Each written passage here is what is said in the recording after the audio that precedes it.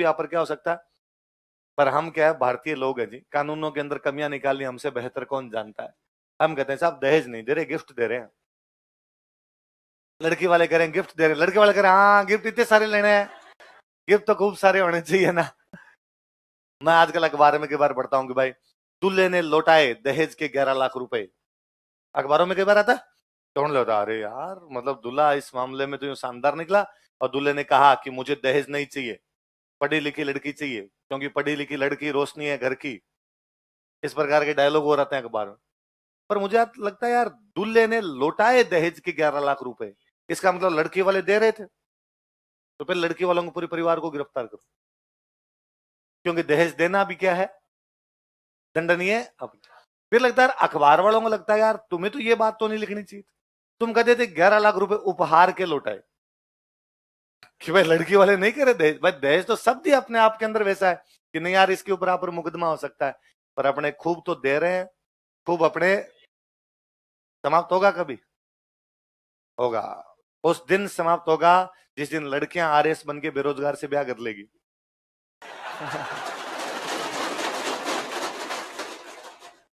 ये लड़कियों केवल तुम्हारे हाथ में, ऐसा लड़कियां मरे ही करेगी नहीं कभी।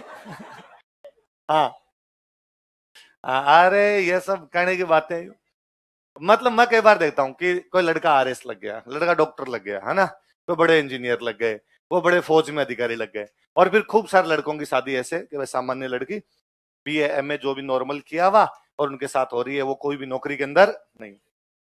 ऐसा उल्टा नहीं है, ऐसा अपवाद है कि आप कभी नहीं देखोगे कि लड़की आरएस लग गई और वो बाद में एकदम बेरोजगार लड़के से शादी कर ली कि कोई नहीं तैयारी कर रहा है।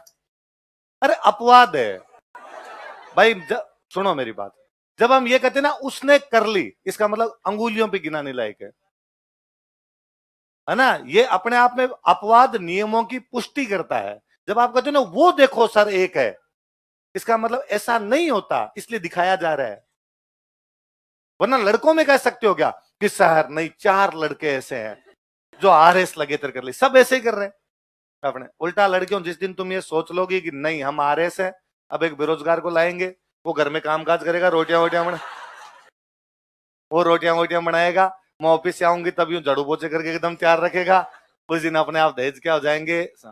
पर उल्टा हो रहा है, 3rd ग्रेड में सिलेक्शन हो जाए कोई लड़की का, वो चाहती है 2nd ग्रेड वाले से ब्याह किया जाए, 2nd ग्रेड वाले में हो जाए तो वो चाहती है 1st ग्रेड वाले से किया जाए, 1st ग्रेड में होता है तो उसको लगता है मैं कॉलेज लेक्चरर से करूं, कॉलेज लेक्चरर हो तो उसको लगता है मैं आरएस में करूं, आरएस में तो उसको लगता है मैं आईएएस से करूं, और आईएएस उसको लगता है कि स्वर्ग से डायरेक्ट उतरे कोई। तो ही किया जाए, बाकी तो किया नहीं जाना चाहिए। ये जब आप ये मेरे को सर एक ऐसा हुआ है, ऐसे खूब सारे हो जाएंगे, उस दिन क्या हो जाएगा अपने आप समाप्त। तो लड़कियों तुम तैयार हो? जवान नहीं निकल रही यार, ऐसा रुला दोगे आप, फालतू की बात मत किया करो। और फिर मैं और देखता हूँ घरों के अंदर कि भाई बहनों की शादी होती है तब लड़कियां खुद लिस्ट बनवाती है, नाक में ये, कान में ये, नेकलेस ये, उन फलानी दीदी कैसा बनवाया था मेरे इसे ज्यादा बनवाना है, और फिर कहे कि दहेज के लिए लड़के जिम्मेदार है। झूठी बातें नहीं करनी। वो पहले हमारे एक सर पढ़ाया करते, हमें तो वो बताते थे कि उन सर के कोई दोस्त थे, डॉक्टर साहब लग गए, तो डॉक्टर साहब लग गए तो डॉक्टर साहब की शादी की अच्छे परिवार में, सगाई अच्छे परिवार में हो गई, वो पैसे वाले थे बहुत ज्यादा आगे वाले। तो उनके ससुर जी ने एक दिन डॉक्टर साहब को फोन किया कि डॉक्टर साहब वो हम गाड़ी दे रहे थे आपको, तो बताओ कौन सी गाड़ी लेनी है और कौन से नंबर की लेनी है। पहले आरटीओ वाला चक्कर रहा करता कि जहां से गाड़ी निकलवाते हो वही का आरटीओ नंबर मिलते, अब तो एक कहीं से निकलवा लो आरटीओ नंबर कहीं, मैं जयपुर से निकलवा के बीकानेर के नंबर ले सकता हूँ, पहले ऐसा नहीं हुआ करता था। पहले यदि जयपुर से निकलवाइए तो आपको नंबर भी कहाँ के मिलेंगे, और इसमें क्या गाँव में बड़ी दिक्कत होती है। जैसे मेरी जो गाड़ी है वो जयपुर नंबर की है, मैं जब गाँव जाता हूँ तो गाँव वाली हमारी रोड है सिंगल रोड है ना, तो उधर से बाइक वाला भी आता है ना तो मैं ही गाड़ी नीचे उतारता हूँ, बाइक वाला नहीं उतारता, उसको RJ14 देखते उसको लगता है जयपुर का क्या कर लेगा। और लोकल नंबर की होते तो उसको लगता है कूटेगा पकड़ के, अभी यहीं का ये अभी नीचे उतर जाएगा गाड़ी से। तो हर आदमी चाहता है कि यार लोकल नंबर की गाड़ी ले लें तो ठीक रहता है। पुलिस वाले जैसे ही दूसरे नंबर की देखते हैं वो रोक लेते हैं, बाहर से आया है कागज दिखाओ ये दिखाओ। लोकल के जो लगता है कि कागज मांग भी लिए तो घर से ले आएगा, नहीं भी होंगे तो कहते यहाँ लोकल है तो किसी से फोन करवा देगा कि नहीं भाई जी फलानी जी हम जानते हैं इसको, छोड़ दो इसको। तो वो नंबर वाला चक्कर रहता। तो डॉक्टर साहब के पूछा कि डॉक्टर साहब आप तो बताओ गाड़ी कौन सी चाहिए, कहाँ के नंबर में चाहिए। डॉक्टर साहब बहुत ही आदर्शवादी आदमी। और डॉक्टर साहब ने कहा अरे क्या बात करते हैं आप, ना ना ना ना ऐसी बातें नहीं, मैं पढ़ा लिखा आदमी हूँ, मैं ऐसे दहेज की बात कैसे सोच सकता हूँ। उन्होंने कहा अरे दहेज का है, मैं मेरी बच्ची गिफ्ट दे रहा हूँ और मेरे पास खूब सारे पैसे, जब मेरे बेटे गाड़ियां चलाते हैं तो मेरी बेटी क्यों ना चलाए, मैं मेरी बेटी को दे रहा हूँ। उन्होंने कहा नहीं देख साहब ये कहने की बात है, समाज की सच्चाई मैं भी जानता हूँ, इस प्रकार की चीजों को बढ़ावा देना। उन पिताजी ने वापस फोर्स किया, अरे एक आप बुरा मत मानिए, आपके घर वालों ने थोड़ी कहा मुझे कि ये दो, मैं मेरी मर्जी से दे रहा हूँ। डॉक्टर साहब ने कहा नहीं साहब, ना तो नो का मतलब नो। तो अब भाई उनके पिताजी निश्चिंत हो गए। शाम को वो जो लड़की थी उसका डॉक्टर साहब के पास फोन आ गया, मंगते तेरी तनख्वाह में गाड़ी आएगी नहीं कभी। और सुन अभी पापा को फोन करके और कह कि गाड़ी चाहिए। और सुन पापा 10 लाख तक की दे रहे थे, इनके पास रुपए ज्यादा है, तू 20 लाख वाली मांग। अब डॉक्टर साहब शाम को वापस फोन करेगी, दिन में नींद में था क्या करे थे, ब्लैक स्कॉर्पियो नहीं आई है वो वाली।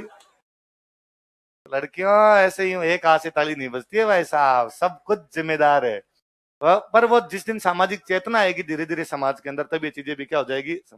पर मैं यूं फेवर में रहता हूँ कि लड़कियों को दहेज भर भर के दिया जाना चाहिए, क्योंकि लड़कों यदि तुमने अपनी बहनों को दहेज देना बंद कर दिया, उस दिन वो जमीन में हिस्सा मांगेगी। लड़कियां बहुत भोली सीधी सज्जन है ये कि भाई मेरे मान लो 20, मेरे पापा के पास 20 बीघा जमीन है, और मान लो हम 3 भाई बहन है कि 2 भाई और 1 बहन। हिसाब कहता है कि मेरे पापा हम तीनों में 7 बीघा बांट दे, पर मेरे पापा कहते हैं ना भाई 2 बेटों को 10-10 बीघा दूंगा, लड़की को कोई भी नहीं।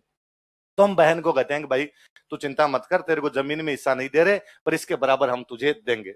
कैसे दोगे, तो हम कहते हैं भाई तेरे को हम पहले डाउन पेमेंट दे देंगे दहेज, फिर तेरे को हम किस्तों में देते रहेंगे धीरे धीरे, है ना, कि जब तेरे टाबर होंगे तो देंगे, तेरे टाबरों के ब्याह होंगे तो देंगे, तेरी सासू मरेगी तो आएंगे, ससुराल मरेगा तो आएंगे, तेरे ननद का ब्याह होगा तो भी लेके आएंगे, किस्तों में देते रहते हैं।